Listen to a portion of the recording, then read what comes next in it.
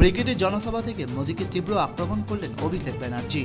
BJP Bangla বিরোধী বলেও কটাক্ষ করেন অভিষেক ব্যানার্জি।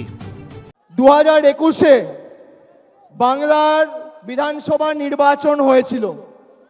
এপ্রিল মাসে নির্বাচন হয়ে গেছিল, মের 2 তারিখ ফল ঘোষণা হয়েছিল।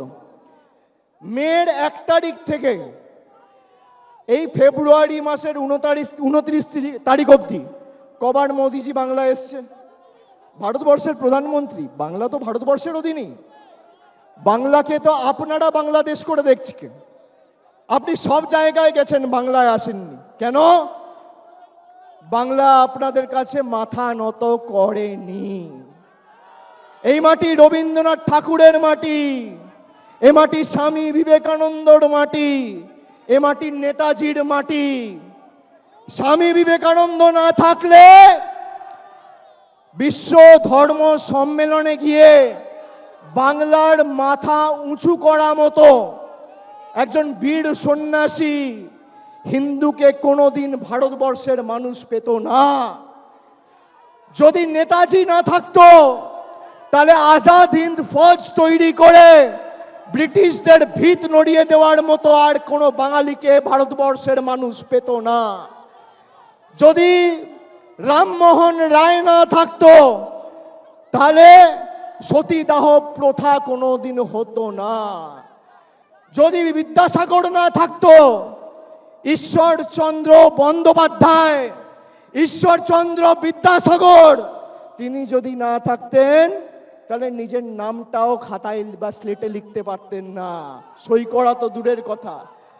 আর মমতা ব্যানার্জি যদি না থাকতো তাহলে আজও বাংলার কোটি কোটি মানুষকে, বিশেষ করে জঙ্গলমহলের নিপীড়িত অত্যাচারিত ঝাড়গ্রাম, পুরুলিয়া, বাঁকুড়ার বিস্তীর্ণ এলাকা জুড়ে সিপিএম আর মাওবাদীদের বন্দুকের নলের নিচে মাথা নিচু করে জীবনযাপন করতে হতো। আমরা লড়ে দেখিয়েছি, করে দেখিয়েছি।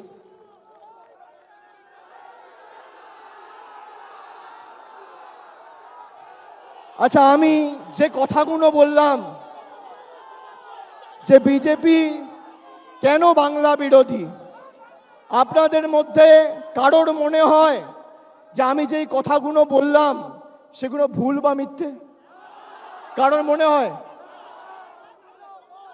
5 বছর আগে তো এই কলকাতায় নির্বাচনের প্রাককালে উত্তর কলকাতায় ঈশ্বরচন্দ্র বিদ্যাসাগরের আবক্ষ মূর্তি বিজেপির গুন্ডারা ভেঙেছিল। ক্ষমা চেয়েছে একবার? ক্ষমা চেয়েছে? বাংলার মানুষের টাকা আটকে দিয়েছে, ক্ষমা চেয়েছে? বিজেপির নেতারা শিখ ভাইদের খালিস্তানি বলছে, প্রধানমন্ত্রী ক্ষমা চেয়েছে? চেয়েছে? প্রধানমন্ত্রী দুর্নীতির বিরুদ্ধে কথা বলছে, আর সব থেকে বড় দুর্নীতিগ্রস্তটা তার পাশে বসে আছে। এটা মোদির গ্যারেন্টি।